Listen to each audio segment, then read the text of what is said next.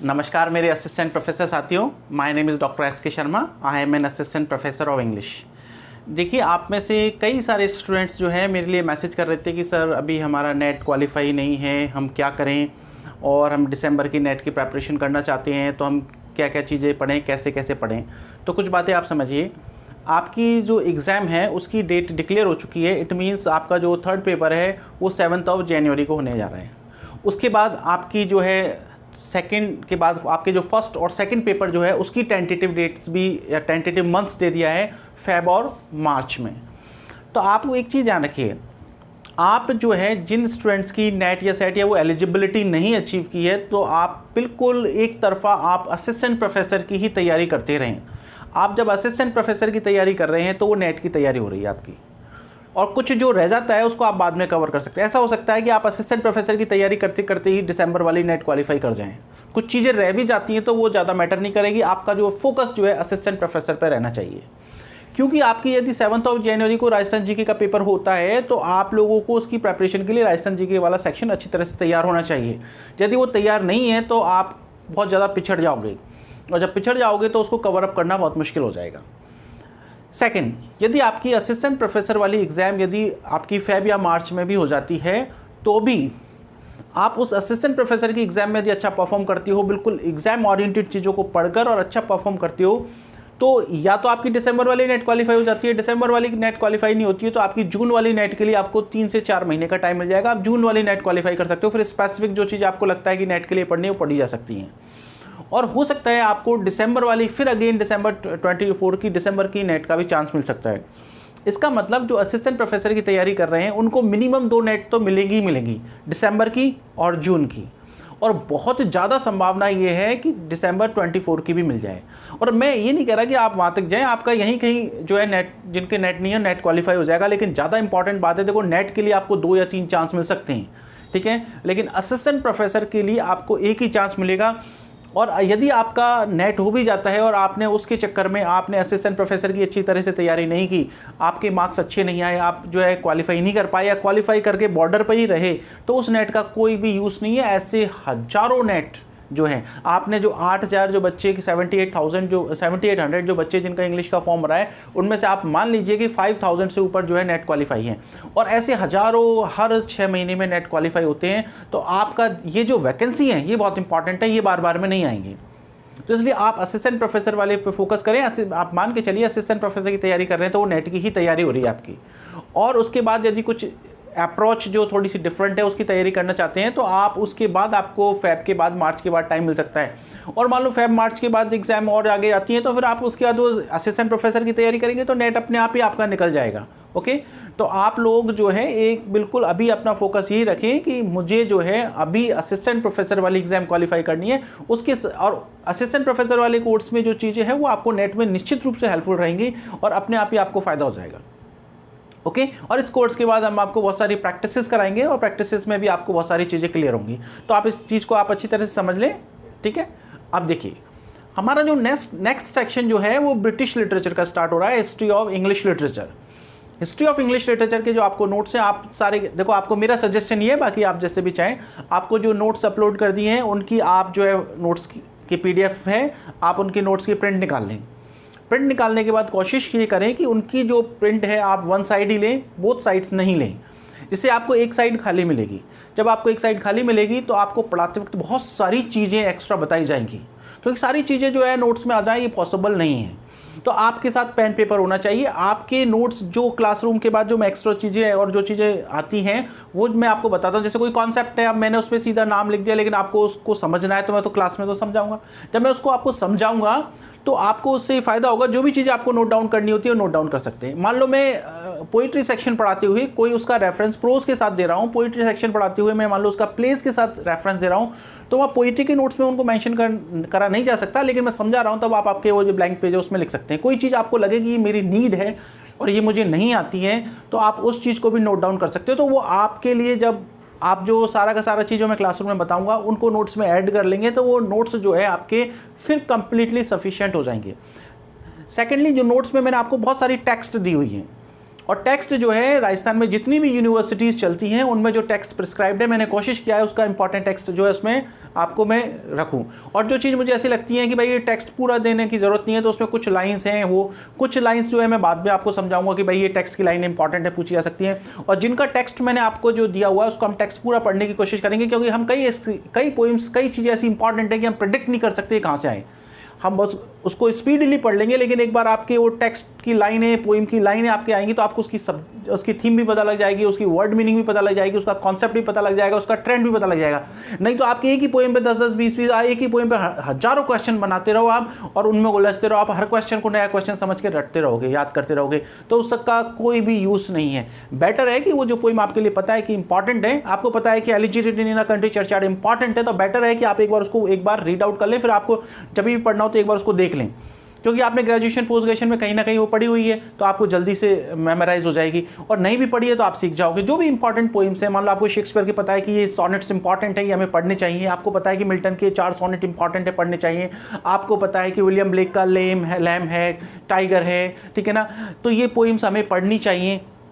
London है, ये poem पढ़नी चाहिए, आपको पता है कि शैली की ये पोइम्स पढ़नी चाहिए, कीट्स की ओड पढ़नी चाहिए, तो वो सारी की सारी मैंने मेंशन इसीलिए की हुई है जिससे कि आप एक बार उनको पढ़ें तो उससे जो इंपॉर्टेंट चीज़ें आपको, नहीं तो आप जब भी कोई भी एग्जाम का पेपर देखोगे टेक्स्ट में से क्वेश्चन आएगा, आप सोचोगे अरे ये क्वेश्चन आया, इसको याद कर लेता हूँ, लेकिन अगली बार दूसरा आ जाएगा, क्योंकि जो पोइम इंपॉर्टेंट है वो तो इक्वली इंपॉर्टेंट, कुछ चीज़ें होती हैं जो बहुत ज़्यादा इंपॉर्टेंट होती है, वो फ्रीक्वेंटली पूछी जा सकती हैं, लेकिन एग्जामिनर जो है जो इंपॉर्टेंट पोइम है उसमें से जरूरी नहीं है कि वही पूछे, जरूरी नहीं है आपको लास्ट लाइन पूछे, हो सकता है आपको फर्स्ट लाइन पूछ ले, हो सकता है आपकी बीच में की लाइनें पूछ ले, हो सकता है उसमें से फिगर ऑफ स्पीच पूछ ले, हो सकता है उसमें से कोई वर्ड मीनिंग पूछ ले, है ना, जिसका कोई रेफरेंस हो, तो कुछ भी चीज़ें पूछी जा सकती हैं, तो वो आपको पूरा पता होना चाहिए, मेरा मानना ऐसा है ना, तो इसलिए मैंने आपको वो सारी चीज़ें उसमें मैंशन की हैं। जो अब हम पढ़ने जा रहे हैं वो ब्रिटिश हिस्ट्री पढ़ने जा रहे हैं, हिस्ट्री ऑफ इंग्लिश लिटरेचर। पहले मैं आपको थोड़ा सा पॉलिटिकल बैकग्राउंड जो है उसको समझाता हूँ, बहुत ब्रीफ में पॉलिटिकल बैकग्राउंड समझाता हूँ, जिससे आपको थोड़ा सा समझ में आए, आइडिया हो कि क्या चीज़ें हैं। उसके बाद हम सोशल और पॉलिटिकल लिटरेरी उस चीज़ को पढ़ेंगे। पहले मैं एक बार आपको हल्का सा पॉलिटिकल बैकग्राउंड समझाने की कोशिश करता हूँ कि इंग्लैंड का पॉलिटिकल बैकग्राउंड क्या था, जिससे आपको ये सारी की सारी चीज़ें आप जब टेक्स्ट पढ़ोगे, आप लिटरेचर पढ़ोगे तो आपके लिए हेल्पफुल रहेंगी। फाइन, तो हमारा टॉपिक है हिस्ट्री ऑफ इंग्लिश लिटरेचर। तो देखिए, पहले मैं आपको कुछ बातें बताऊं, आपको ध्यान रखना है।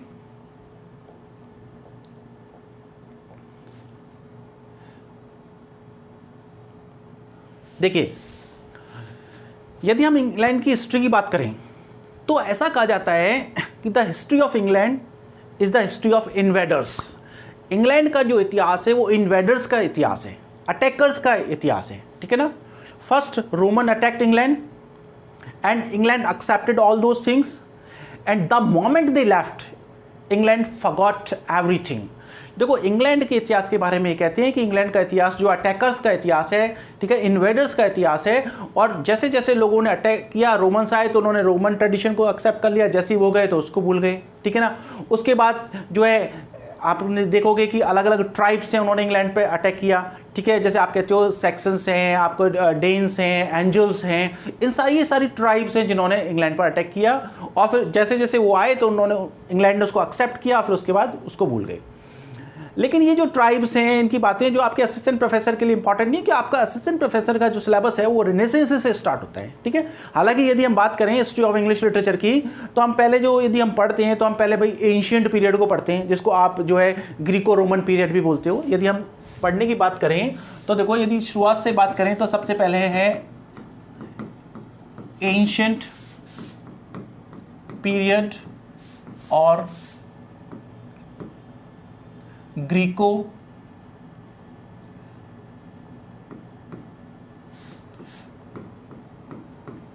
रोमन पीरियड, इसी को आप जो है क्लासिकल पीरियड भी बोल देते हो,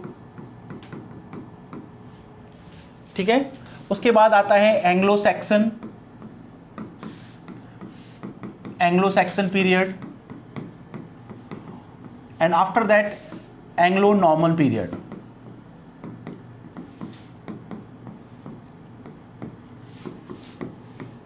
एंग्लो नॉर्मन पीरियड, लेकिन ये चीज़ें जो है आपके सिलेबस में नहीं है, ठीक है ना। एंग्लो सैक्सन, एंग्लो नॉर्मल, वो आपके सिलेबस में नहीं, आपके सिलेबस में जो है रिनेसेंस से स्टार्ट है, तो वहीं से उसकी स्टार्टिंग करते हैं जहां से आपके सिलेबस में है।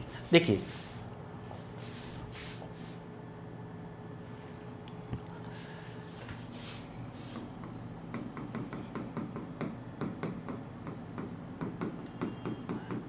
देखो यदि रेनेसेंस की बात करें तो बेसिकली जो है रेनेसेंस जो पीरियड, ऐसा तो है नहीं रेनेसेंस का हम कोई निश्चित कोई भी मार्क नहीं कर सकते कि तब से तब तक है, लेकिन हम जो है मोटे तौर पर मान सकते हैं 1550 से 1500 से लेकर और आप कह सकते हो 1660 तक, इसको आप जो है रेनेसेंस पीरियड मान सकते हो, ठीक है ना, 1500 टू 1660। अब जो है रेनेसेंस को कुछ पार्ट्स में क्लासिफाई किया गया है, कुछ पार्ट्स में डिवाइड किया गया है। यदि हम फर्स्ट माने तो फर्स्ट पार्ट जो है उसको बोलते हैं एलिजाबेथन पीरियड, सेकंड जो है उसको बोलते हैं Jacobean period, third one is Caroline period and fourth one is Commonwealth period.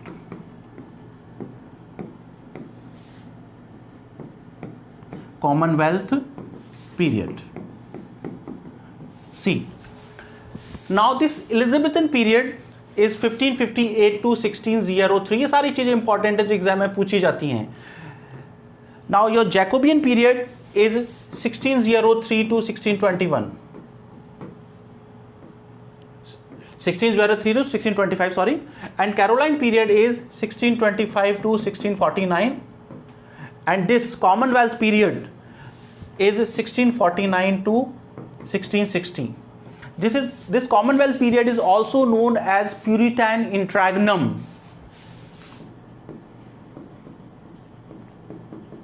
Puritan, P-U-R-I-T-A-N, Puritan Interregnum, INTERREGNUM. Okay, तो आपको पहले तो ये फैक्ट ही ध्यान रखने हैं जो आपके लिए इंपॉर्टेंट है कि भाई Renaissance period 1500 to 1660, it is further divided into 4 parts. Elizabethan period 1558 to 1603, Jacobean period 1603 to 1625, Caroline period 1625 to 1649 and Commonwealth period 1649 to 1660। Okay, तो ये पीरियड्स आपको ध्यान रखने हैं। अब देखिए, आपको ये पीरियड्स ध्यान रखने से पहले थोड़ा सा आपको बैक में जाना पड़ेगा जिससे आपको ये चीज़ें समझ में आए। ओके, देखो इंग्लैंड में 1455 टू 1485, इंग्लैंड में 1455 टू 1485 का जो पीरियड है उसे कहते हैं 30 इयर्स ऑफ वॉर, या फिर वॉर ऑफ 30 इयर्स, कुछ भी कह सकते हो, 30 इयर्स ऑफ वॉर। इसी का दूसरा नाम है और war of roses, war of roses. ठीक है, देखो इसमें 2 हाउस थे, एक हाउस का नाम था हाउस ऑफ यॉर्क और एक था हाउस ऑफ लैंकेस्टर। ये 2 हाउस थे। हाउस का मतलब आप ये समझ लीजिए 2 वंश थे, 2 राजघराने थे। ठीक है, एक था हाउस ऑफ यॉर्क और हाउस ऑफ लैंकेस्टर। इनके बीच में 30 इयर्स तक कंटिन्यूअस जो है युद्ध चला दोनों के बीच में। फाइन, नाउ ये जो हाउस ऑफ यॉर्क है इनका सिंबल जो था वो था व्हाइट रोज। इनका सिंबल क्या था? White rose. And the house of Lancaster red rose, their symbol was red rose. Fine, अब इनमें आपस में बैटल चला 30 इयर्स तक। अब इसका सिंबल व्हाइट रोज है, इसका जो है रेड रोज है। That's why this war is called war of roses, इसीलिए इसको वॉर ऑफ रोजेस कहते हैं। ठीक है, 30 इयर्स तक चला इसलिए इसे क्या कहते हैं? 30 इयर्स ऑफ वॉर कहते हैं। फाइन, अब इसमें क्या हुआ, जब ये वॉर ऑफ रोजेस चला तो जो हाउस ऑफ लैंकेस्टर है इसको विक्ट्री मिली। किसको विक्ट्री मिली? House of Lancaster. अब ये हाउस ऑफ लैंकेस्टर जो है इसमें जो अर्ल ऑफ इसका जो अर्ल था वो था अर्ल ऑफ रिचमंड।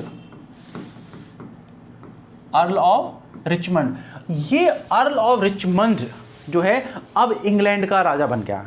ठीक है ना, ये जो अर्ल ऑफ रिचमंड जो कि हाउस ऑफ लैंकेस्टर का था, जिनका सिंबल रेड रोज था, ठीक है ना, उनकी विक्ट्री हुई 30 इयर्स ऑफ वॉर में। और ये जो अर्ल ऑफ रिचमंड है ये हेनरी द सेवंथ के नाम से he became the king of England in 1485। 1485 को ये किंग ऑफ इंग्लैंड बन गया, इंग्लैंड का राजा बन गया। और ये जो 1485 से लेकर ये 1509 तक इंग्लैंड का राजा रहा, 1485 टू 1509, फाइन। और this 1485 marks the beginning of Tudor dynasty. इसके जैसे ही राज्य पे बैठा, जैसे ही इसने राज्य स्टार्ट किया, जैसे ही came to the throne in 1485 after the victory of the Battle of Wars or the War of Roses in 1485, it marks the beginning of Tudor dynasty। इसके साथ ही Tudor dynasty की शुरुआत हो गई। किसकी शुरुआत हो गई? Tudor dynasty। इसका मतलब ये इंग्लैंड में अब कौन सा वंश चालू हो गया? टूडर। जैसे हमारे यहाँ पे भी होता है कि मौर्य वंश, मुगल वंश, गुलाम वंश, ठीक है ना, हमारे भी यहाँ हुआ। तो इस तरीके से हमें पता है 1455 to 1485 30 years of war of roses, house of York and house of Lancaster के बीच में हुआ। अब जो है लैंकेस्टर वाले जीत गए और उसमें अर्ल ऑफ रिचमंड जो है हेनरी द 7th के नाम से इंग्लैंड का राजा बन गया और टूडर डिनेस्टी स्टार्ट हो गई, ठीक है। Now this Henry the 7th was despot। This Henry the 7th was despot। Despot means who ruled the country ruthlessly, a person or king or queen who ruled the country ruthlessly in a cruel way, ठीक है ना, जो राजा बड़ी cruelty के साथ ruthlessly जो है शासन करे, that is called despot. So Henry the 7th was despot, but that is what the people of England wanted because they were tired of these battles। देखो, लेकिन इस वक्त इंग्लैंड के लोग यही चाहते थे कि कोई राजा आए और जिस राजा के अंदर एब्सोल्यूट पावर हो। वो चाहते थे कि राजा के अंदर एब्सोल्यूट पावर हो, सुप्रीम पावर हो, क्योंकि इंग्लैंड के लोग इन युद्धों से परेशान हो चुके थे। तो इंग्लैंड में पहले जो है आप देखेंगे तो पहले वॉर चल रहा था 100 ईयर्स ऑफ वॉर, ठीक है ना। उसके बाद 1337 से लेकर आपका 1453 तक 100 ईयर्स ऑफ वॉर चला था। उसके बाद वहाँ पर जो है फर्स्ट क्रूसेड हुआ 1096 से लेकर 1099 तक, ठीक है। इसके बाद और भी बहुत सारे जो है बैटल ऑफ हेस्टिंग्स, बहुत सारे बैटल्स हुए, ठीक है। तो ये 100 ईयर्स ऑफ वॉर इंग्लैंड और फ्रांस के बीच में चल रहा था। फर्स्ट क्रूसेड हुआ 1096 टू 1099 तक। इस तरीके से इंग्लैंड जो है युद्धों से परेशान हो चुका था और वो चाहता था कि कोई ऐसा किंग आए जिसके पास सुप्रीम पावर हो और वो जो है कंट्री को रूल करे, ठीक है ना, बड़े रूथलेसली रूल करे, जिससे कि law and order should be maintain, जिससे कि लॉ और ऑर्डर मेंटेन हो सके और ये छोटे छोटे डोली के युद्ध जो है खत्म हो जाएं। सो 1485 Henry the 7th succeeded to the throne। He was a despot, but that is what people of England wanted because they were so much tired by these wars and battles। They required a king with absolute power। उन्हें ज़रूरत थी एक ऐसे राजा की जिसके अंदर absolute powers हो, fine. उन्हें एक ऐसे राजा की ज़रूरत थी जिसके अंदर absolute power हो। देखो, आप जो है आप एक राइटर है जिसका नाम है थॉमस हॉब्स। थॉमस हॉब का एक वर्क है जिसका नाम है लेवियाथन और ये उसने 1651 में लिखा है। उसने 1651 में जब ये वर्क लिखा तो उसने कहा कि man by nature is selfish, nasty, brutish. उसने कहा man by nature is selfish, nasty and brutish. उसने कहा आदमी जो है प्रकृति से कैसा है? सेल्फिश है, नास्टी, डर्टी है और ब्रूटिश है, पाश्विक है, ठीक है। सो ही रिक्वायर्स, ठीक है ना, a king with absolute power. इसलिए उसके लिए कैसे राजा की जरूरत है जिसके अंदर एब्सोल्यूट पावर हो, ठीक है ना। Only that king can maintain rule, order and law in the country. वही व्यक्ति, वही राजा जो है इस किसी भी देश में लॉ, ऑर्डर, ठीक है ना, इन सब को मेंटेन कर सकता है। तो यही बात जो है उसके ऊपर लागू होती है। किसके ऊपर? हेनरी द सेवंथ पे। वो डेस्पॉट था, तो इसीलिए उसके अंदर एब्सोल्यूट पावर थी, इसीलिए वो कंट्री को जो है क्या कर सकता था, लॉ ऑर्डर मेंटेन कर सकता था, क्योंकि लोग जो है युद्ध से परेशान थे। यही की एक बात जो है टॉमस हॉब्स ने, कई बार क्वेश्चन पूछा जाता है टॉमस हॉब्स पर भी, इसने लेवियाथन जो वर्क है उसमें यही लिखा था कि उसका मानना यह था कि man by nature is nasty, selfish and brutish, okay, and he requires a man with absolute power, so that kind of king can only maintain law and order in the country. Fine, is it clear? तो हम बात कर रहे थे Henry the seventh की। अब Henry the seventh के बाद जो इंग्लैंड का राजा बना वो था Henry the eighth. Henry the eighth, अब आप समझिए, देखो हेनरी द एट्थ, आपको पता है हेनरी द सेवंथ का जो टाइम पीरियड था वो था 1485 टू 1509, और इसका पीरियड था 1509 टू 1547। ओके, अब देखिए इसका जो पीरियड था उसके बारे में आपको समझना है कि ये जो था, ठीक है ना, 1509 टू 1547, इस टाइम पर, eight that time Spain and France was the first rate power. उस वक्त स्पेन और फ्रांस, देखो eight that time during Henry the eighth, Spain and France were the first rate power of the world, super power थी। जैसे हम कहते हैं भाई आज अमेरिका सुपर पावर है, तो उस वक्त स्पेन और फ्रांस जो है सुपर पावर थी, ठीक है। And the religious head of England was the pope of Rome, और रिलीजियस जो हेड था वो इंग्लैंड का किसको माना जाता था? पोप को माना जाता रोम का। और political leader was the king, और पॉलिटिकल लीडर जो था किंग था। तो हेनरी द एट्थ तो पॉलिटिकल लीडर था, और रिलीजियस लीडर कौन हो गया इंग्लैंड का? रोम का जो था पोप वो था, ठीक है। Now what happened, this Henry the eighth wanted to marry a girl that's name is Anne बोलेन,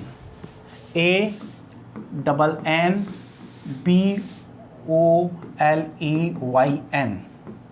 This Henry the Eighth wanted to marry Anne Boleyn. ये हेनरी द एट्थ जो है एन बॉयलन से शादी करना चाहता था, but this Anne Boleyn was an ordinary girl, and ordinary people at that time were Protestant, and no king was allowed to marry Protestant. Okay, I repeat, Henry the Eighth wanted to marry Anne Boleyn. Anne Boleyn was an ordinary lady, not from royal family, and ordinary people at that time were Protestant. Ordinary लोग जो थे उस वक्त Protestant थे। Okay, Christian धर्म की दो branch, एक कैथोलिक्स और एक उनका जो विरोध करने वाले प्रोटेस्टेंट। ओके, तो उस वक्त जो सामान्य लोग थे वो तो प्रोटेस्टेंट हुआ करते थे। ओके, तो एन बॉयलन जो थी प्रोटेस्टेंट थी।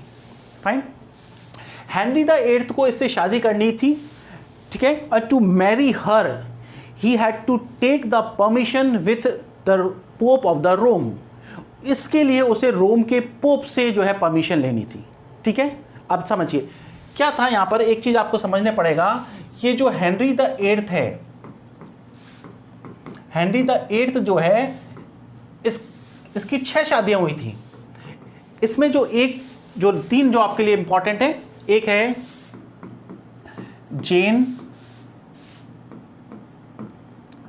एक का नाम था जेन Seymour.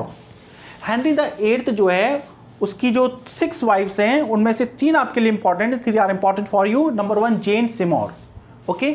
Second one is Catherine of Aragon, Catherine of Aragon, and third one is, अभी हम बात करते हैं उसकी, अभी हम देखिए हेनरी द एट्थ जो है उसकी एक वाइफ का नाम है जेन सीमोर, एक का नाम है Catherine of Aragon. Okay, this Catherine of Aragon was the daughter of the king of Spain. ये कैथरीन ऑफ एरेगन जो थी वो स्पेन के राजा की बेटी थी। Okay, and Spain was the super power at that time, Spain was the first rate power of that time. Okay, and this Henry the eighth wanted to marry Anne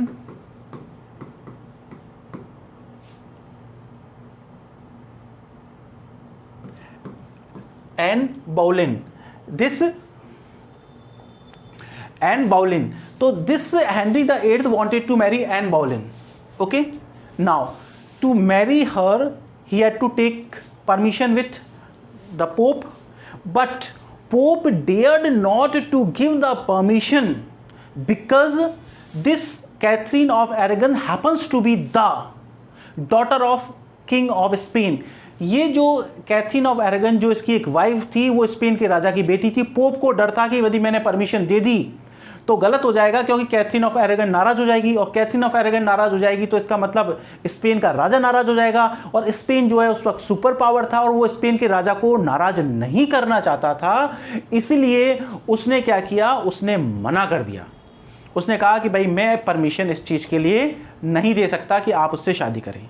okay, अब जब उसने permission देने से मना कर दिया, ठीक है, तो यहां पर ये जो हेनरी द सेवंथ जो है बहुत गुस्सा हुआ और उसने कहा हेल विथ योर परमिशन, भाड़ में जाए तुम्हारी परमिशन, मैं तो एन बोलेन से शादी करूंगा। और उसने क्या किया, 1534 को, ये सारी डेट्स आपको ध्यान रखनी है, 1534 को एक्ट ऑफ सुप्रीमेसी पास कर दिया उसने। हेनरी द एट्थ ने एक्ट ऑफ सुप्रीमेसी पास कर दिया। What is it? इसका मतलब है now the king of England becomes the religious as well as the political head of England. उसने कहा अब हमारा रिलीजियस हेड कोई दूसरा नहीं, उसने कहा राजा जो है, the king is the representative of God, राजा जो है भगवान का प्रतिनिधि है, he is not responsible, he is not answerable to any pope. उसने कहा कि वो किसी पोप वोप के लिए आंसरेबल नहीं है। उसने कहा अब इंग्लैंड का पॉलिटिकल हेड भी मैं और रिलीजियस हेड भी मैं, and he severed the link with Rome. उसने रोम से अपने संबंध तोड़ दिए, he broke the relation with pope. उसने पोप से सब रिलेशन तोड़ दिया। उसने कहा मैं ही रिलीजियस हेड हूं, मैं ही पॉलिटिकल हेड हूं, और ऐसा उसने केस में कहा एक्ट ऑफ सुप्रीमेसी। उसने कहा मैं ही सुप्रीम, सबसे सुप्रीम हूं। तो इसलिए 1534 में उसने क्या हुआ, एक्ट ऑफ सुप्रीमेसी पास किया, ठीक है, और उसने क्या किया, एन बोलेन से शादी कर ली।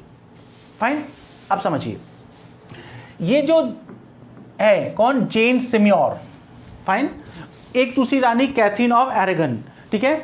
जेन सिम्योर जो है उसके बेटे का नाम था एडवर्ड सिक्स्थ, और एडवर्ड सिक्स्थ जो है उसका शासन रहा 1547 से लेकर 1553। उसके बाद इंग्लैंड का हेनरी द एट्थ के बाद इंग्लैंड का राजा कौन बना, एडवर्ड द सिक्स्थ, और उसका जो पीरियड था 1547 टू 1553 रहा। उसके बाद नेक्स्ट इसकी डेथ के बाद 1553 में जो कैथरीन ऑफ अरेगन जो है इसकी बेटी थी जिसका नाम था मैरी फर्स्ट। कौन थी, मैरी फर्स्ट, और मैरी फर्स्ट का शासन रहा 1553 से 1558।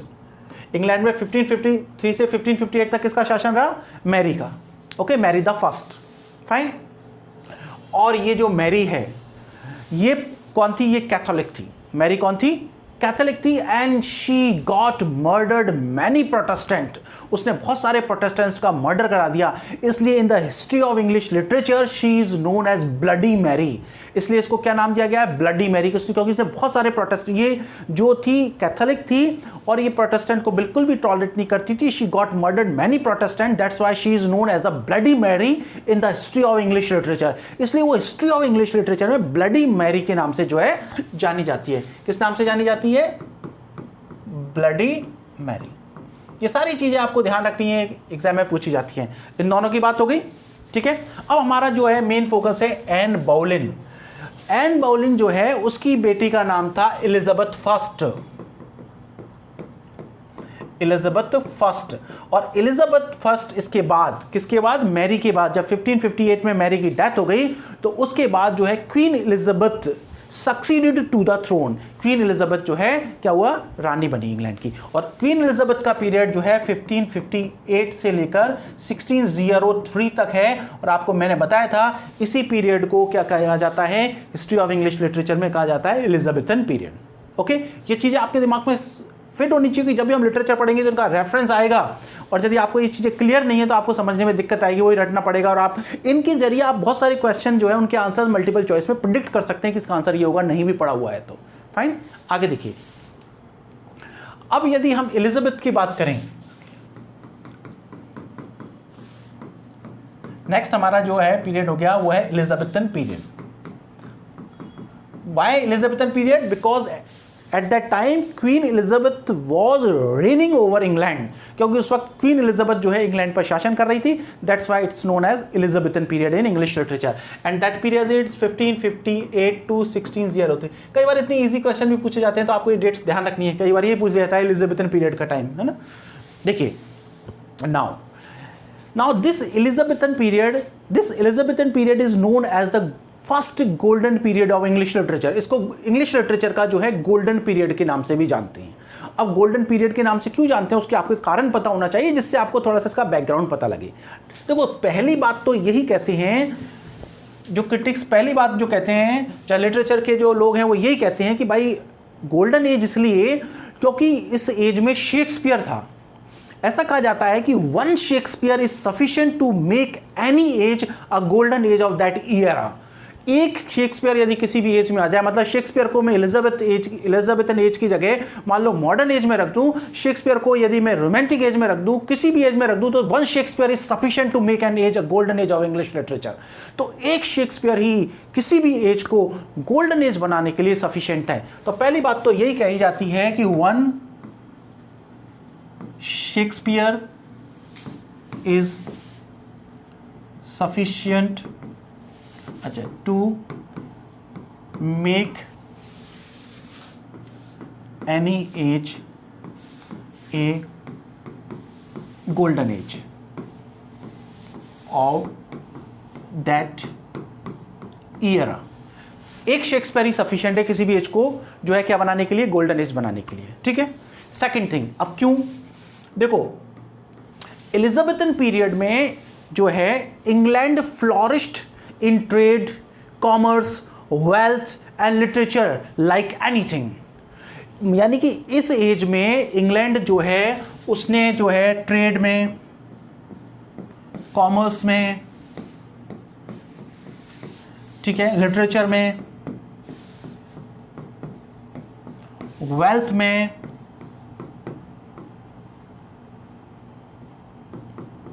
और एटसेट्रा, इन सब में क्या हुआ था, फ्लॉरिश्ड हुआ। लिटरेचर हो, ट्रेड हो, कॉमर्स हो, वेल्थ हो, सब में जो है इंग्लैंड जो है उसने बहुत प्रोग्रेस की। तो क्या हो गया, जब प्रोग्रेस की तो फिर क्या होगा, तो वो एज को गोल्डन एज बोलेंगे। ठीक है। थर्ड देखिए,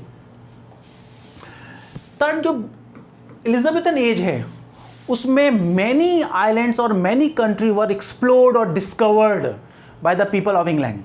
इंग्लैंड के लोगों के द्वारा कई सारी कंट्रीज को, कई सारे आइलैंड्स को डिस्कवर किया गया, एक्सप्लोर किया गया। और इसकी वजह से जब जिन जिन कंट्रीज को डिस्कवर कर दिया, एक्सप्लोर कर दिया, तो they become the colonies of England and they started giving tax to England and England became prosperous. उन्होंने क्या किया, इंग्लैंड को क्या देना चालू कर दिया, टैक्स। इंग्लैंड ने बहुत सारी कंट्रीज की खोज की, बहुत सारे आइलैंड्स की खोज की, बहुत सारी कॉलोनीज बनाई। इसकी वजह से क्या हुआ, वो कॉलोनीज क्या हुआ, वो जो आइलैंड्स वगैरह क्या हुआ, वहां से उनको क्या हुआ, इनकम होने लगी, टैक्स दिया जाने लगा, तो इंग्लैंड बिकम प्रॉस्परस। इंग्लैंड जो है समृद्ध हो गया। देखो वॉल्टर रॉली जो है उसका भी ध्यान रखना आपको, जैसे एग्जाम्पल दी जाए,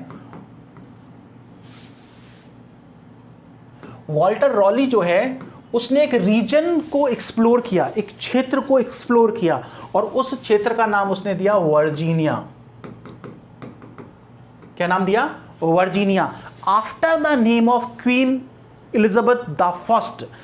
क्वीन एलिजाबेथ फर्स्ट के नाम के आधार पर उसने उसको नाम क्या दिया, उसको नाम दिया वर्जीनिया। क्यों, क्योंकि रानी जो है उसको वर्जिन क्वीन माना जाता है। जो क्वीन एलिजाबेथ है उसको क्या माना जाता है, वर्जिन क्वीन माना जाता है। वर्जिन क्यों, because she did not marry, उसने शादी नहीं की।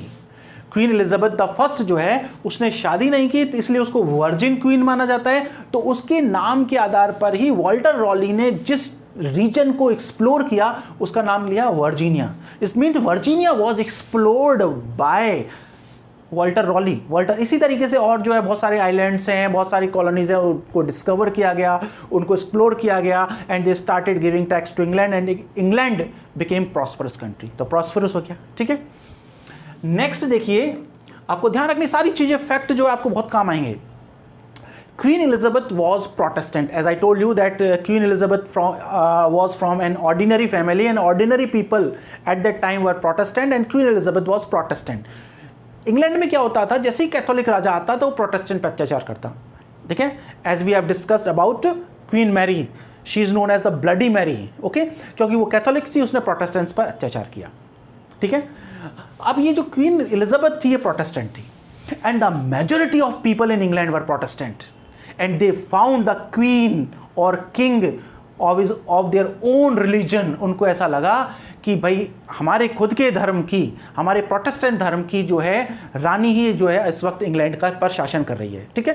Queen Elizabeth was Protestant, majority of the people of England were Protestant and they found the queen of their own religion, so they supported her, इसलिए उन्होंने उसको full support किया। and Queen Elizabeth tolerated Catholics also। Queen Elizabeth ने Catholics को भी tolerate किया। उसने ऐसे नहीं कहा कि प्रोटेस्टेंट है तो कैथोलिक्स पर अत्याचार किया, उसने कैथोलिक्स पर अत्याचार नहीं किया, उसने कैथोलिक्स जो है उनको भी टॉलरेट किया। तो एक तरीके से रिलीजियस कम्युनल हार्मनी क्रिएट हुई, सांप्रदायिक सद्भाव क्रिएट हुई। यदि रिलीजियस कम्युनल हार्मनी क्रिएट हुई है तो देश प्रॉस्परस होगा ही, किसी तरीके से धार्मिक दंगे, सिविल वॉर की कंडीशन क्रिएट नहीं होगी। तो क्या हुआ, वो प्रोटेस्टेंट थी, majority of the people of England were Protestant, they supported her and she also tolerated Catholics. उसने कैथोलिक्स के साथ भी अच्छा व्यवहार किया। तो एक क्या क्रिएट हुआ, कम्युनल हार्मनी क्रिएट हुई, कम्युनल हार्मनी। क्या चीज हो गई, सांप्रदायिक सद्भावना क्रिएट हो गई। अब सांप्रदायिक सद्भावना क्रिएट हो गई तो क्या हुआ, सारा चीज अच्छा हुआ, ठीक है। अब जो एक बहुत ही इंपॉर्टेंट बात जो आपको समझनी है वो आप समझिए। देखिए आप ध्यान रखना, जैसे मैंने आपसे कहा कि वो डिस्कवरीज हो रही थी, ठीक है ना, नई नई डिस्कवरीज हो रही थी। तो देखो आप इन चीजों का रेफरेंस लिटरेचर में आप पाओगे। आप यदि टेम्पेस्ट पढ़ोगे तो टेम्पेस्ट में मिरिंडा कहती है ओ ब्रेव न्यू वर्ल्ड। मिरिंडा जो है वो कहती है, जैसे ही वो उसको प्रेस्पर को और कैलिबन को देखती है, ह्यूमन बींग्स को देखती है, तो वो कहती है ओ ब्रेव न्यू वर्ल्ड। तो ये न्यू वर्ल्ड, ये सब चीज़ क्या है, ये डिस्कवरी, जैसे आप नए आइलैंड खोज रहे हो, ठीक है ना, नए देश को खोज रहे हो, तो ये उनके अंदर ये फीलिंग्स थी, तो वो कहती है ओ ब्रेव न्यू वर्ल्ड। तो ये आपको टर्म भी ध्यान रखनी है। बाद में जाकर एल्डस हक्सली ने इसी फ्रेज पर, इसी टर्म पर, ओ ब्रेव न्यू वर्ल्ड पर ही एक नॉवल लिखा है और टाइटल है ब्रेव न्यू वर्ल्ड। तो ऐसे क्वेश्चन भी पूछ लिए जाते हैं कि ब्रेव न्यू वर्ल्ड जो एल्डस हक्सली के नॉवल का टाइटल है कहाँ से लिया गया है, तो ये टेम्पेस्ट से लिया गया है, ठीक है ना। तो उसने कहा ओ ब्रेव न्यू वर्ल्ड, जैसे नए नए संसार को देखना है, तो ये उनके अंदर इस तरीके की फीलिंग्स थी जो क्या है, नई नई डिस्कवरीज के थ्रू आई थी, ठीक है।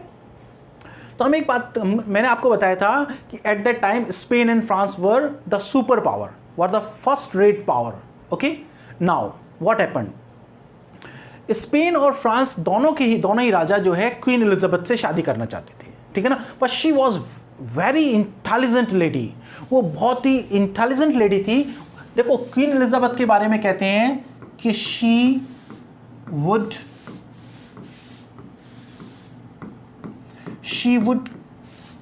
coquet but not marry।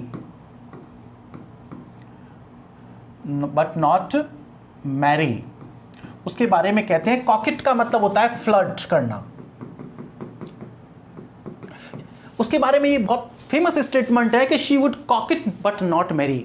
वो फ्लर्ट तो करेगी बट मैरी नहीं करेगी, ठीक है ना। देखो क्या था, when the France attacked England, okay, she went to the king of Spain, okay. जब भी फ्रांस उस पर अटैक करने की कोशिश करता तो वो स्पेन के पास चली जाती, स्पेन वाले अटैक करने की कोशिश करते तो वो फ्रांस के पास चली जाती, ठीक है ना। She gave the bet of marriage to both.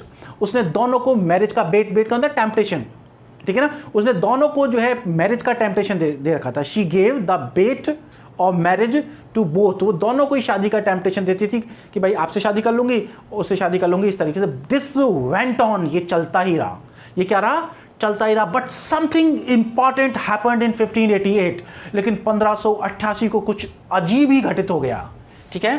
1588, this is very important date for you. Listen, Spain was the super power of at that time, and the Spain was superpower due to Spanish Armada।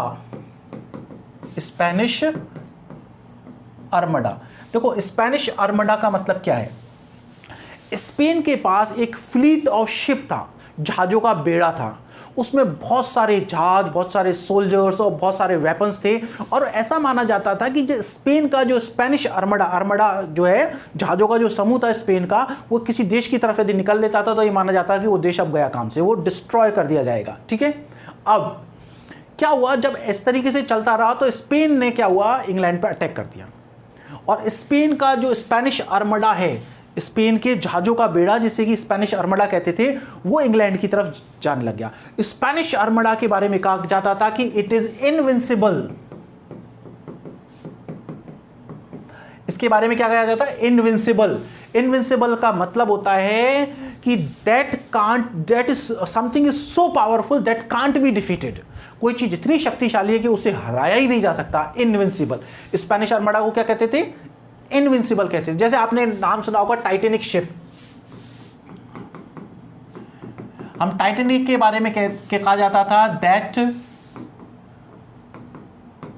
Could not sink, कभी ना डूबने वाला जहाज लेकिन डूबा, और कभी ना हारने वाला आर्मडा लेकिन हारा। ठीक है, तो यही हुआ। वो ये जब चलता रहा, ये बेट ऑफ मैरिज जो है, टेम्पटेशन ऑफ मैरिज जो है वो चलता रहा, दिस वेंट ऑन, ये चलता रहा, and something important happened in 1588। This Spanish armada was defeated by England. England के द्वारा स्पेनिश आर्मडा को हरा दिया गया। अब स्पेनिश आर्मडा को हरा दिया गया तो England became the super power of the world. England जो है सुपर पावर बन गई। क्या हुआ देखिए, ये स्पेनिश आर्मडा देखो अलग अलग है। कई कहते हैं कि भाई इसमें 130 शिप्स आए थे एक साथ, है ना, तो ये आपको ज़्यादा इस पर दिमाग लगाने की जरूरत नहीं है। स्पेनिश आर्मडा में 130 शिप्स का जो है एक फ्लीट, एक बेड़ा आया। उसमें ऑलमोस्ट कई जगह आपको 18,000 मिलेंगे, कई 27,000 मिलेंगे, कई जगह 30,000 मिलेंगे।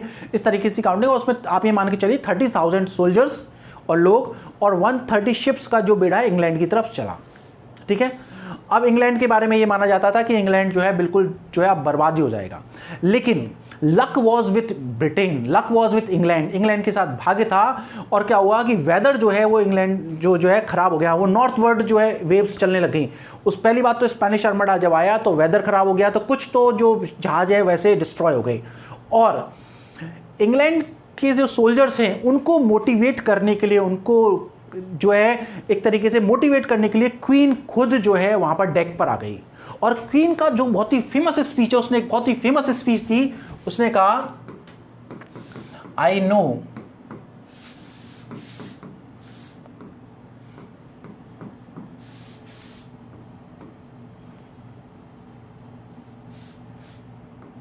I have a weak and feeble body of woman, but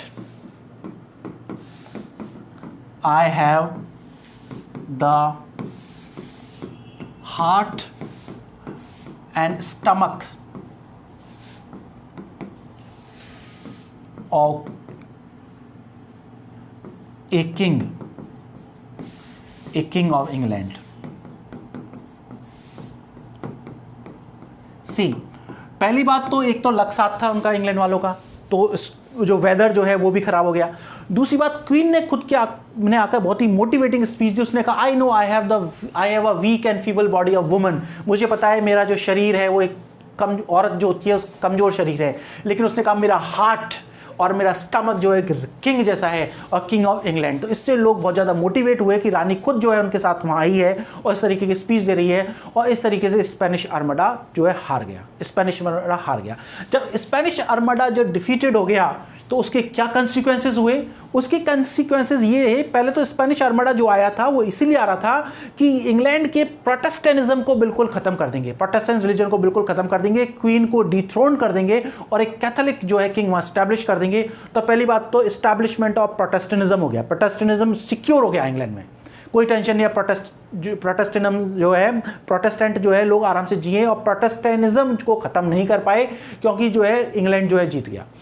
दूसरी बात, जैसे ही स्पेनिश आर्मडा को हराया, जैसे हम किसी देश को हरा देते हैं तो लोगों के अंदर spirit of patriotism, spirit of nationalism जागृत होती है। लोगों, इंग्लैंड के लोगों के अंदर देशभक्ति की भावना बहुत ज़्यादा का संचार हो गया, जागृत हो गई, and England became the super power of the world. England जो है वर्ल्ड की सुपर पावर बन गया।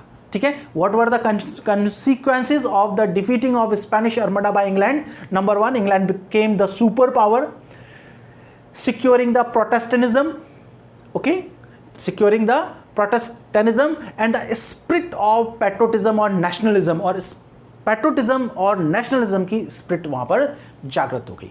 ठीक है, all those reasons are, all those events, all those facts are responsible of making Elizabethan period a golden age of English literature. ये सारे कारण थे जिसकी वजह से एलिजाबेथन एज जो है उसको गोल्डन एज कहा जाता है। देखो, पहली बात, one Shakespeare is sufficient.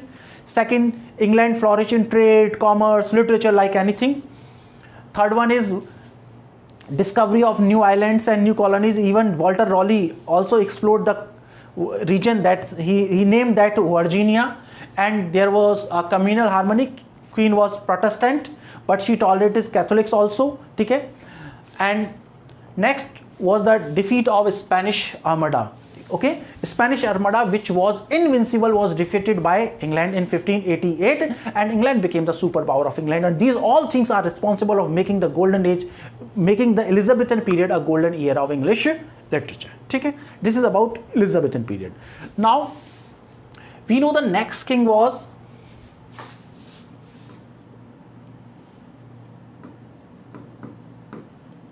James the First, and his period is 1603 to 1625. See, I told you that the queen did not marry. Queen did not marry, so she didn't have any issue. उसने शादी नहीं की, इसका कोई भी बच्चा नहीं हुआ. अब उसका कोई बच्चा ही नहीं है, कोई चिल्ड्रन ही नहीं है, तो नेक्स्ट जो है सक्सेसर कौन होगा? Okay, see, there are two terms which are important for you. Number one, heir apparent. Number one is heir apparent, and number two is heir presumptive. Very important term. Heir apparent means kings or queens own children, or it means kings or queens near relative. See, two terms. Number one is heir apparent, and number two is heir presumptive. Heir means होता है उत्तराधिकारी. Fine. तो heir apparent का मतलब है राजा जो है, जैसे हेनरी द 7th का बेटा हेनरी द 8th, वो राजा बना तो उसका बेटा था, तो heir apparent. But sometimes what happened if the king और queen doesn't have any issue, their near or dear, or you can say their near relative is called to the empire, is called to the throne, is succeeded to the throne. जब उनका कोई near relative, बेटा तो है नहीं, तो उनका कोई near relative जो है उसको सिंहासन पर बैठाया जाता है, और उसे बोलते हैं heir presumptive. अब देखो, क्योंकि हमें पता है कि क्वीन एलिजाबेथ के तो कोई बच्चे ही नहीं थे, she didn't have any issue. So the king of Scotland, and the name of that king of Scotland is James the 6th. So the Queen Elizabeth's near relative was the King of Scotland, and that was James the 6th of Scotland. James the 6th of Scotland. क्योंकि Scotland में इससे पहले 5 और James नाम के राजा हो चुके थे. James the first, James the second, James the third, James the fourth, James the 5th, and he was the 6th. That's why he is James the 6th. Okay, now he was called to the empire, इसलिए उसे called to the throne, called to the empire of England, England के शासन के लिए बुलाया गया. ठीक है, इंग्लैंड में पहली बार कोई राजा जो है जेम्स नाम का था, इसलिए जैसे ही इंग्लैंड के राज्य पर बैठा तो इसका नाम क्या हो गया? James the first. क्या हो गया ये? James the first. अब ये जेम्स द 6th ना होकर James the first of England हो गया, और इसका जो पीरियड था वो 1603 टू 1625 था. ठीक है, now James the first. Now what happens, देखो स्कॉटलैंड का तो वो राजा है ही, और ये इंग्लैंड का भी राजा हो गया. तो ही was the first king who is known as the king of the Great Britain. देखो इंग्लैंड, स्कॉटलैंड और वेल्स, ये सब जगह का एक ही क्राउन शेयर हो गया. देखो स्कॉटलैंड का क्राउन भी इसके ऊपर ही था, स्कॉटलैंड का राजा भी यही था, और इंग्लैंड का राजा भी यही था. तो इसे ही ग्रेट ब्रिटेन का, ये सब मिलाकर स्कॉटलैंड, इंग्लैंड, आयरलैंड, वेल्स, ये सब मिलाकर क्या माना जाता है? इसको पूरा ब्रिटेन माना जाता है. वो ब्रिटेन की हिस्ट्री अलग है, वो हम बात कर लेंगे. ठीक है ना. तो इसने क्या हुआ? क्राउन शेयर किया स्कॉटलैंड का और इंग्लैंड का, इसलिए इसे फर्स्ट कौन कहा जाता है? किंग कहा जाता है ग्रेट ब्रिटेन का. और ये आपके आरपीएससी 2020 में क्वेश्चन पूछा गया है. तो first king of great Britain,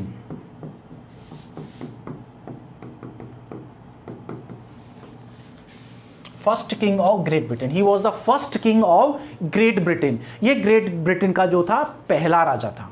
ठीक है, क्योंकि मतलब ऐसा राजा जिस स्कॉटलैंड भी का भी हो और इंग्लैंड का भी हो। ये James the sixth of Scotland था, लेकिन जैसे ही इंग्लैंड में आया तो जेम्स द फर्स्ट हो गया। ठीक है, नाउ हमें पता है कि क्वीन एलिजाबेथ जो है उसकी कोई भी संतान नहीं थी, इसलिए इसको बुलाया गया। तो क्वीन एलिजाबेथ की जैसे ही डेथ हुई तो आपकी जो टूडर डिनेस्टी चल रही थी, टूडर वंश जो चल रहा था, ठीक है, जो कि हेनरी 7 से स्टार्ट हुआ था, जो कि 1485 से स्टार्ट हुआ था। 1485 से स्टार्ट होने वाला कौन, टूडर डिनेस्टी, जो क्वीन एलिजाबेथ की डेथ के साथ ही समाप्त हो गया। कौन, टूडर डिनेस्टी। क्या हो गई, टूडर डिनेस्टी। अब चूंकि किंग जो है वो दूसरी जगह से आया, किंग जो है स्कॉटलैंड से आया, तो this marks the end of Tudor dynasty. The death of the queen Elizabeth marks the end of the Tudor dynasty. Tudor dynasty का अंत हो गया। अब जो इंग्लैंड में नई डिनेस्टी स्टार्ट हुई, नया वंश चालू हुआ, उसे कहते हैं स्टुअर्ट डिनेस्टी। क्या कहते हैं उसे, स्टुअर्ट डिनेस्टी। इसका मतलब जैसे ही जेम्स द फर्स्ट सिंहासन पर बैठा 1603 and 1603 marks the beginning of Stuart dynasty. सारे फैक्ट आपको ध्यान रखने एग्जाम में पूछे जाते हैं। 1603 जो है टूडर डिनेस्टी के बाद जो है क्या स्टार्ट हुई, स्टुअर्ट डिनेस्टी, और 1603 marks the beginning of Stuart dynasty. Okay, now James the first का period 1603 to 1625, and this James the First was very educated man. He was a scholar. He was educated man. He was a scholar. He was cultured. He was very intelligent. He was intelligent in the sense of he was well read, well educated. He was well educated. He was a scholar, but he doesn't know what the people of England wanted. लेकिन वो ये नहीं चाहता था कि England के लोग क्या चाहते हैं। The people of England wanted the power to be wasted in parliament, but he wanted to exercise the power. देखो, इंग्लैंड के लोग ये चाहते थे कि जो शक्ति है वो पार्लियामेंट के अंदर रहे, पार्लियामेंट जो है शक्तियों का प्रयोग करे, लेकिन ये लोगों की फीलिंग्स को नहीं समझ पाया। ठीक है ना, he could not understand the feeling of the people of England. The people of England wanted the power to be wasted. Wasted मतलब VESTD, wasted मतलब निहित होना। ठीक है, तो इंग्लैंड के लोग ये चाहते थे कि शक्ति जो है पार्लियामेंट में हो, पार्लियामेंट में शक्ति जो है निहित हो, लेकिन ये खुद पावर जो है एक्सरसाइज करना चाहता था। इसीलिए इसको इंग्लिश लिटरेचर के इतिहास में एक टर्म यूज की जाती है, इसे कहा जाता है the wisest fool of क्रिसेंडम।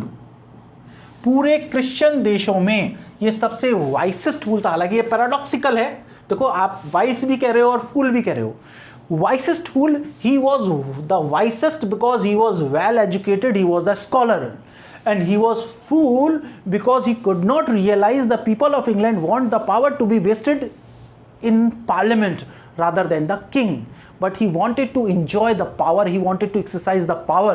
He believed in the divine right theory of kingship. किस थियरी पे विश्वास करता था?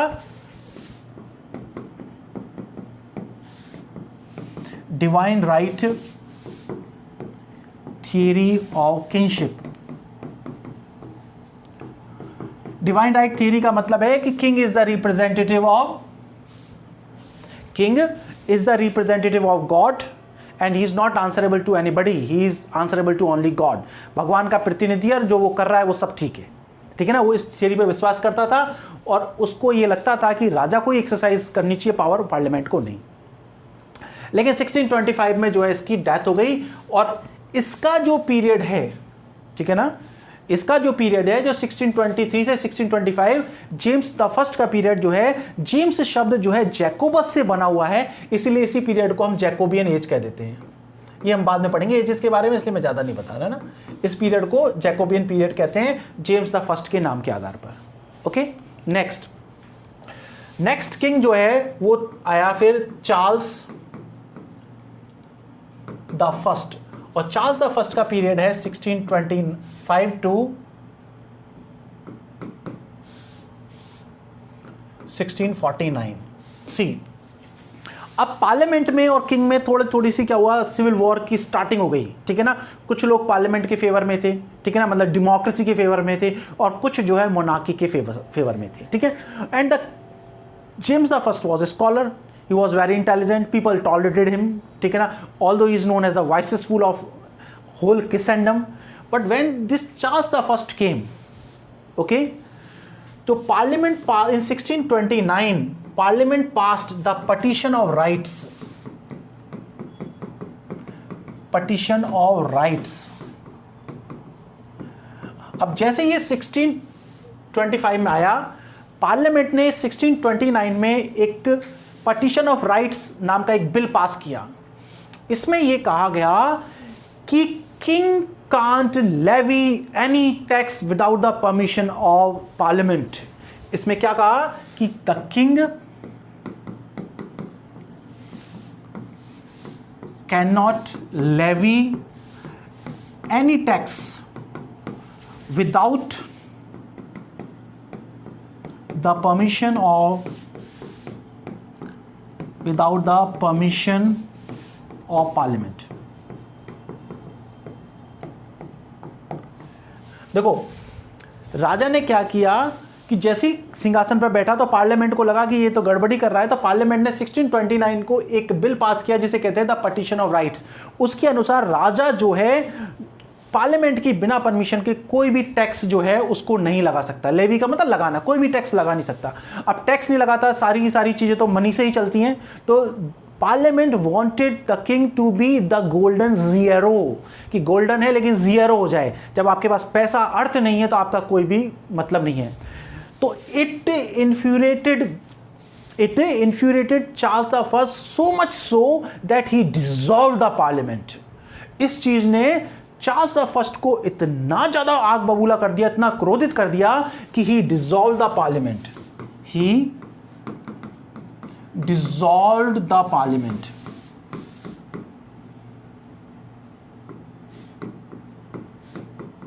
देखो इन सब से क्वेश्चन पूछे जाते हैं और ये सारे के सारे आपको लिटरेचर पढ़ने में कॉन्सेप्ट क्लियर है। अभी तो मैं आपको पॉलिटिकल हिस्ट्री बता रहा हूं, कहीं भी एजेस की बात नहीं कर रहा, मैं आपको पॉलिटिकल हिस्ट्री बता रहा हूं जो भी बहुत ब्रीफ में। ये सारी चीजें आपको बहुत ज्यादा यूजफुल रहेंगी, ठीक है ना। उसके बाद क्या हुआ, इस ही डिसॉल्व द पार्लियामेंट, उसने पार्लियामेंट को डिसॉल्व कर दिया 1629 में। एंड 1629 टू 1640 11 ईयर्स तक, ये बहुत इंपॉर्टेंट है, 11 years he ruled England without parliament. उन्होंने बिना संसद के ही इंग्लैंड पर राज किया। In 1629 parliament pass the petition of rights, okay, petition of rights को पास किया पार्लियामेंट ने। उसके अनुसार king can't levy any tax without the permission of parliament. It so infuriated the king that he dissolved the parliament in 1629 and 1629 to 1640 he ruled over England without any parliament. 11 साल तक उसने बिना किसी parliament के जो है England पर शासन किया। ओके, नाउ अब बिना किसी पार्लियामेंट के शासन किया। अब क्योंकि पार्लियामेंट की कंसेंट के बिना आप टैक्स लगा नहीं सकते, तो टैक्स लगाने के लिए तो आपको पार्लियामेंट की जरूरत पड़ेगी, ठीक है। फिर कुछ कारणों से, कई सारे रीजन से, हम उनकी डिस्कस नहीं करते, इंग्लैंड को जो है या राजा को पैसे की जरूरत पड़ी और आर्मी को सपोर्ट करने के लिए। आर्मी तो बिना पैसे काम करती नहीं है, आर्मी को सपोर्ट करने के लिए उसको पैसे की जरूरत पड़ी। तो इसलिए उसको क्या लगाना था, टैक्स लगाना था।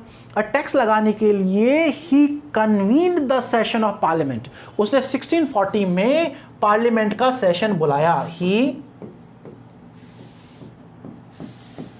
Convened the session of parliament. Convene का मतलब पार्लियामेंट के सेशन बुलाने को बोलते हैं, convene the session of parliament. उसने पार्लियामेंट के सत्र को बुलाया, पार्लियामेंट के सेशन को बुलाया। पार्लियामेंट का जब सत्र उसने बुलाया और उसने कोशिश की कि उनकी कंसेंट से, ठीक है ना, ही परस्यूडेड द पार्लियामेंटेरियंस, उसने पार्लियामेंट को इस चीज के लिए परस्यूड किया so that he can levy tax, कि वो टैक्स लगा सके, बट ऑल इन वेन, वो नहीं माने।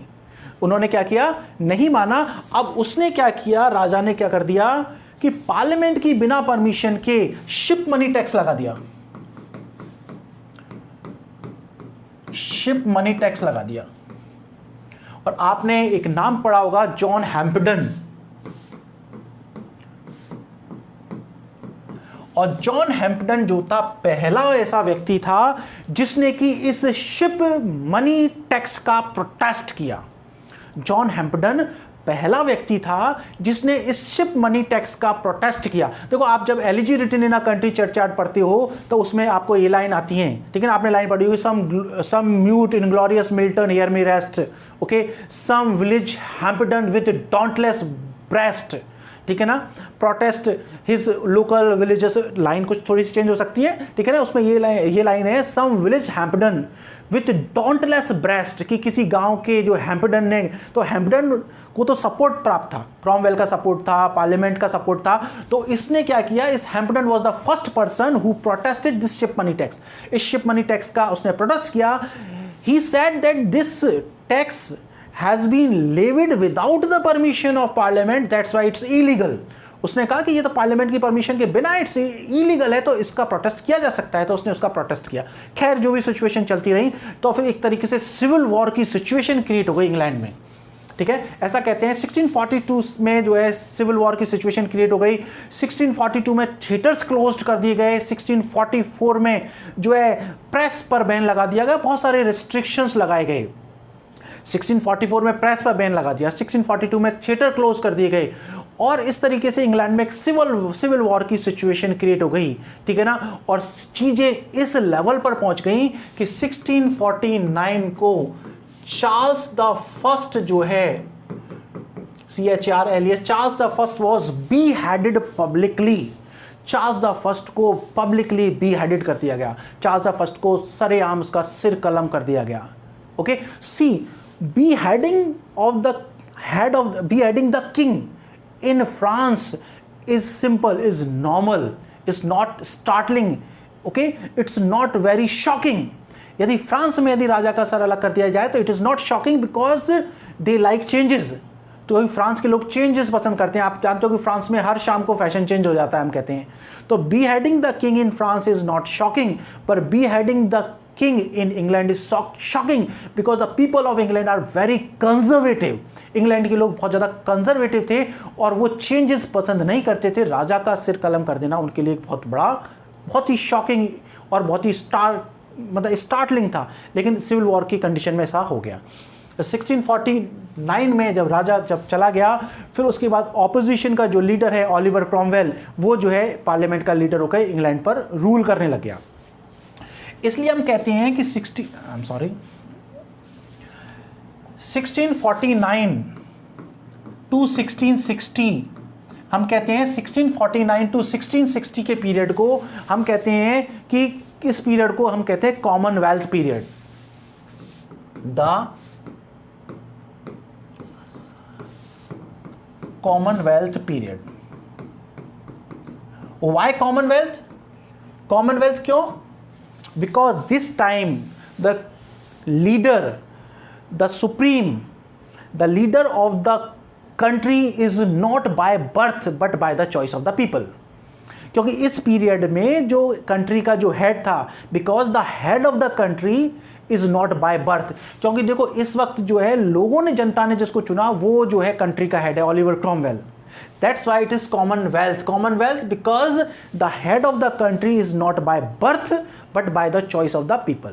This is also called Puritan Interregnum। Puritan Interregnum। This period is also called Puritan Interregnum। Interregnum means gap। एक बीच में गैप। देखो, मोनार्की चल रही थी, बीच में कुछ टाइम के लिए मोनार्की खत्म हो गई, फिर दोबारा मोनार्की स्टार्ट हुई।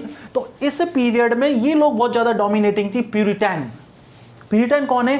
प्यूरिटन वो लोग होते थे जो अपने धर्म के स्ट्रॉन्ग बिलीवर थे, ठीक है ना। देखो, कैथोलिक्स थे, कैथोलिक्स का विरोध करने वाले प्रोटेस्टेंट थे, और प्रोटेस्टेंट में भी कुछ लोग जो है बहुत स्ट्रिक्टली विरोध करने वाले थे, जो बड़े फनेटिक थे, जैसे आपको ना धर्म पर अंधे हो रहे हैं बिल्कुल, ठीक है ना। वो बिल्कुल रिलीजियसली बिल्कुल स्ट्रिक्ट रहते थे। वो कहते थे कि कोई म्यूजिक नहीं, कोई डांस नहीं, कोई इंटरटेनमेंट नहीं, वो का कोई साइंस नहीं, ओनली गॉड। इवन वो जो है अपने जो सिर है वो भी बिल्कुल बॉल्ड हेड रखते थे, सिर मतलब बाल बिल्कुल कटा के, जैसे कहते हैं गंजा, टकले रहते थे।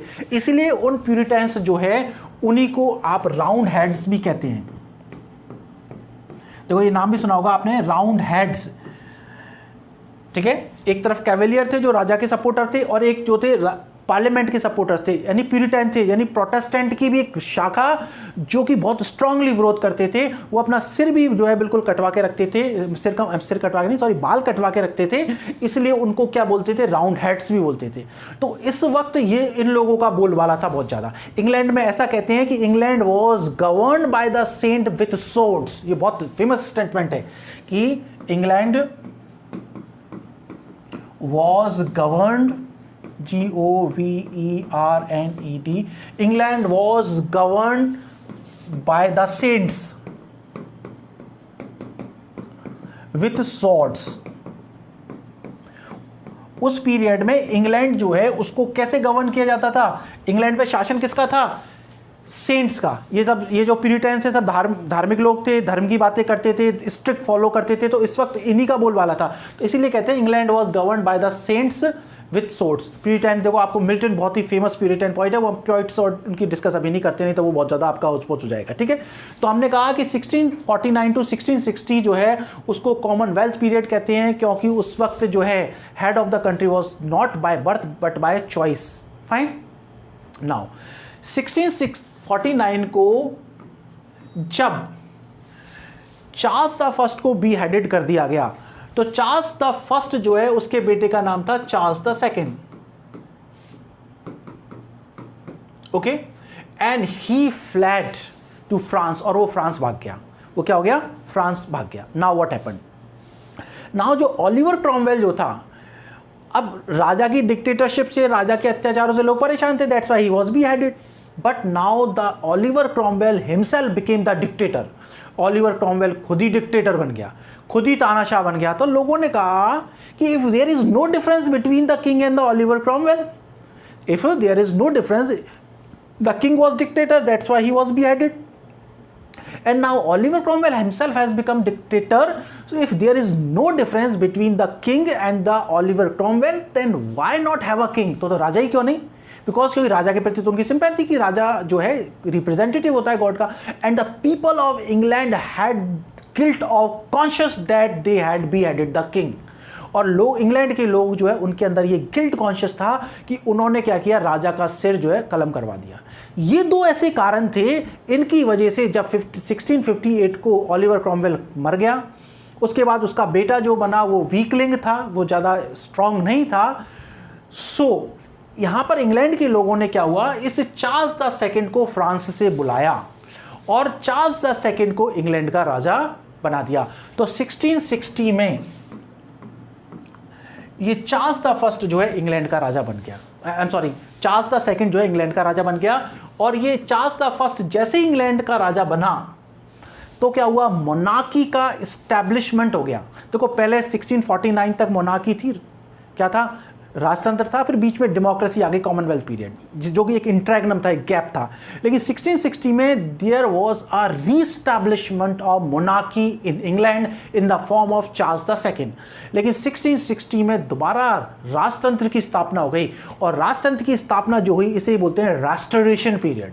इसे क्या बोलते हैं, रेस्टोरेशन पीरियड। 1660 जो है उसको देखो, हालांकि 1660 से 1700 तक होता है रेस्टोरेशन पीरियड, मैं आपको बता देता हूं, लेकिन हम पीरियड्स की बात नहीं कर रहे, फिर भी मैं आपको बता देता हूं, आप कंफ्यूज ना हो। 1660 से लेकर 1700 तक के पीरियड को हम वैसे रेस्टोरेशन पीरियड बोलते हैं। हम इनकी बात नहीं कर रहे पीरियड्स की, लेकिन मैं थोड़ा सा बता देता हूं। 1660 से लेकर 1700 तक के पीरियड को रेस्टोरेशन पीरियड बोलते हैं। 1660 is the mark of reestablishment of monarchy in England in the form of Charles the second, that's why it is called restoration in England, and this period is 1660 to 1700. But as far as the reigning period of Charles II was, it was 1660 to 1685. यदि Charles the first के यदि period की बात करें तो वो 1660 से 1685 तक का पीरियड है, ठीक है। इसके बाद जो चार्ल्स द फर्स्ट जो है वो किंग, इंग्लैंड का किंग बना। फिर चार्ल्स द फर्स्ट जो है, you know, he is from France, हमें पता है वो फ्रांस से था। And France was famous for wine and woman. France जो है वाइन और वुमन के लिए फेमस था। It means there were thousands and hundreds of concubine and prostitute, registered prostitute in the city of Paris only. City of Paris में ही हजारों जो concubine and prostitutes थी. ओके तो फ्रांस क्या था, वाइन एंड वुमेन के लिए फेमस था. अ किंग जब वहीं पर पड़ा बड़ा, Charles second was brought up in France. ठीक है, तो उसने ये सारे के सारे कल्चर वो अपने साथ लेकर आया. वाइन, वुमेन, करप्शन, कॉन्क्यूबाइंस, प्रोस्टिट्यूट्स, बहुत सारी कॉन्क्यूबाइंस जो है उसके साथ आई वहाँ से. ठीक है, और उसके साथ बहुत सारे कोर्टियर्स आए. अब किंग ही करप्ट है. आपको पता है किंग जो है वो फ्रांस के कल्चर से आया है, वुमन और वाइन का शौकीन है. The king was corrupt. If the king is corrupt the subjects are bound to corrupt. यदि किंग ही करप्ट है तो जनता तो करप्ट होगी ही. फिर किस तरीके से इंग्लैंड का सिनारियो चेंज हुआ इसके बारे में हम डिस्कस करेंगे नेक्स्ट क्लास में. तो मैं सोचा था पूरा इसमें करा दें. ये मैं पॉलिटिकल हिस्ट्री आपको बहुत ब्रीफ में करा रहा हूँ, लेकिन ये पॉसिबल नहीं है क्योंकि आपकी 1 घंटे के करीब की क्लास हो गई, फिर उसको अपलोड करने में प्रॉब्लम आती है ना. तो बाकी का हम जो है नेक्स्ट जो है क्लास में देखेंगे. तो आप लोग अपने नोट्स को साथ रखें और जो भी चीज़ें आपको नोट डाउन, देखो आपको पूरा पोइट्री वाला सेक्शन, उसकी पोएम्स पढ़ाई जाएंगी, बहुत सारे रेफरेंसेस समझाए जाएंगे, बहुत सारी चीज़ें ऐसी कराई जाएंगी जिनको आप ध्यान रखें. और आपका टेस्ट होगा. और जो भी स्टूडेंट जो है टेस्ट देना चाहते हैं वो आप जो है ये ऐप डाउनलोड कर लें. आपके लिए बता देता हूं मैं, LINGUA लिंगुआ फ्रैंका, इस ऐप को डाउनलोड कर लें और आपको सारे के सारे टेस्ट इसमें फ्री हैं. और ये सारी चीज़ें कंप्लीट होने के बाद इन सारे टेस्ट पेपर्स का मैं वीडियो सोल्यूशन भी कराऊंगा. ओके, ये सारी के सारा जो कोर्स कंप्लीट हो जाएगा इसके बाद ये जितने भी टेस्ट आपको फ्री ऑफ कॉस्ट है और स्टैंडर्ड क्वेश्चंस हैं, ठीक है ना, उनका जो है मैं आपको इसी पर जो है आपको ये कोर्स भी कराऊंगा. दूसरी बात आपको मैं बता देता हूँ जिन स्टूडेंट्स को पता नहीं हो कि ये जो कोर्स जो है इसकी जो आपका असिस्टेंट प्रोफेसर वाला जो कोर्स है इसकी वैलिडिटी मैंने 1 जुलाई 2024 तक कर दी गई है. आपको ये जो कोर्स की वैलिडिटी 1 जुलाई 2024 तक है. और मान लो अनफॉर्चुनेटली असिस्टेंट प्रोफेसर वाली एग्जाम नहीं होती है 1 जुलाई तक भी, वैसे टेंटेटिव डेट आपको फेब और मार्च की दे रखी है, यदि इससे बाद भी होती है तो भी आपकी वैलिडिटी तब तक ही बढ़ा दी जाएगी. ठीक है, आपको सारी चीज़ों के प्रिंटेड नोट्स हैं, लेकिन देखो मैं आपको बता रहा हूँ ब्रिटिश लिटरेचर में आपको नोट्स के साथ एक तरफ से ब्लैंक रखना और आप जो भी चीज़ें हैं उनको नोट डाउन करते रहना. ठीक है, नेक्स्ट जो है हम हमारी नेक्स्ट क्लास में पढ़ेंगे. Thank you.